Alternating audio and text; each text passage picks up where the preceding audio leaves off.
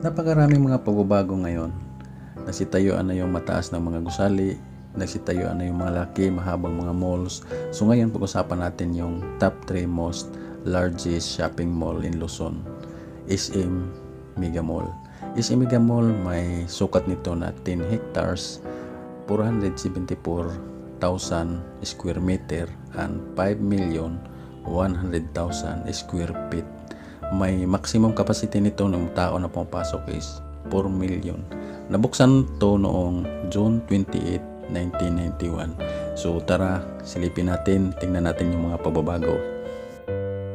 Ganito noon yung SM Mega Mall. Yung parking nila nasa labas. Pero ngayon iba na. Nilagay na nila yung parking sa basement at saka sa lahat ng mga floor, first floor, second floor, third floor, fifth floor, may mga parking na. Paglipas ng isang dekada mahigit, ganito na yung SM Mega Mall.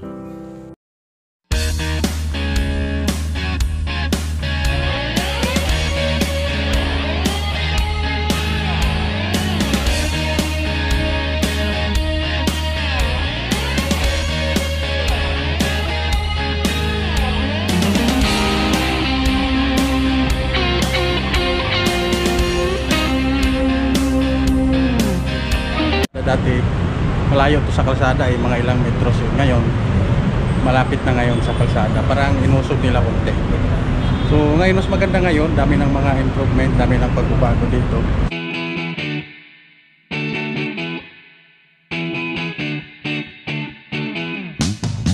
Ngayon papasok tayo sa loob. Ito yung entrance dyan, parking to dati. Itong Mega Mall is sa dalawang building, building A at saka building B. So tara, pasok tayo sa entrance. So dyan, pasok tayo dyan.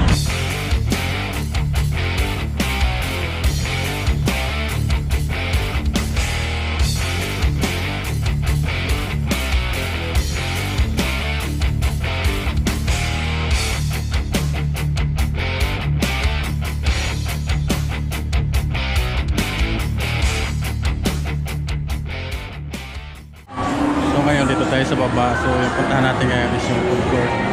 So dami kasing tao dito kung mga ganito kasi Saturday ngayon, so maraming tao.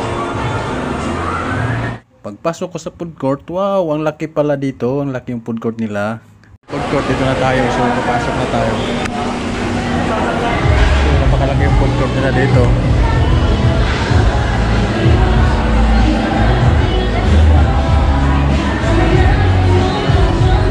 Exit na tayo. So dito tayo sa kabila.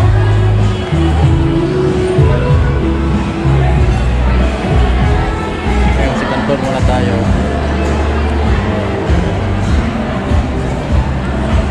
Tingnan natin dito.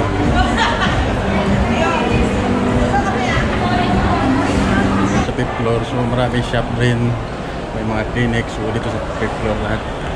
So yan.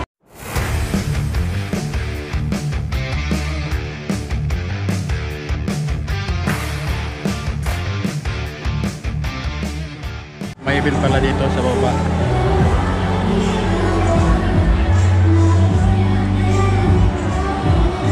Yung mga palaro natin yan. February 19, Via Village.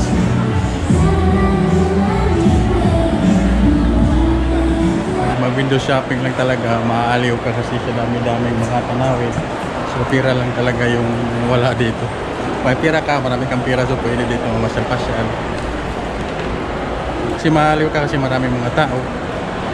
Lalo pag sa Saturday, daming tao nang umasa dito pag shopping, pag may tayo.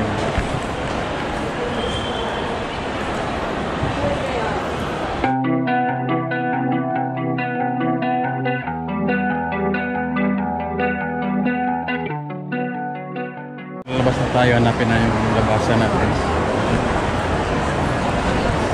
Kasi parang sa baba kayo yun eh. Sa third floor o second floor yata yun. Yung dinaanan ko kanina iba yun eh. So hanap tayo ng, kasi dalawang entrance yun. So ayan, doon na lang labasan, doon tayo lalabas. So tara, lalabas tayo dito na yun. Kasi doon highway na yun eh, papunta yung Valenzuela, papuntang Quezon. So tara, lalabas na tayo. So ayan, nakakalabas na kararabasan natin. Naikot natin yung building A at saka naikot din natin yung building B. So ngayon na to, uwi na tayo. So magkita-kits na lang tayo sa susunod na video.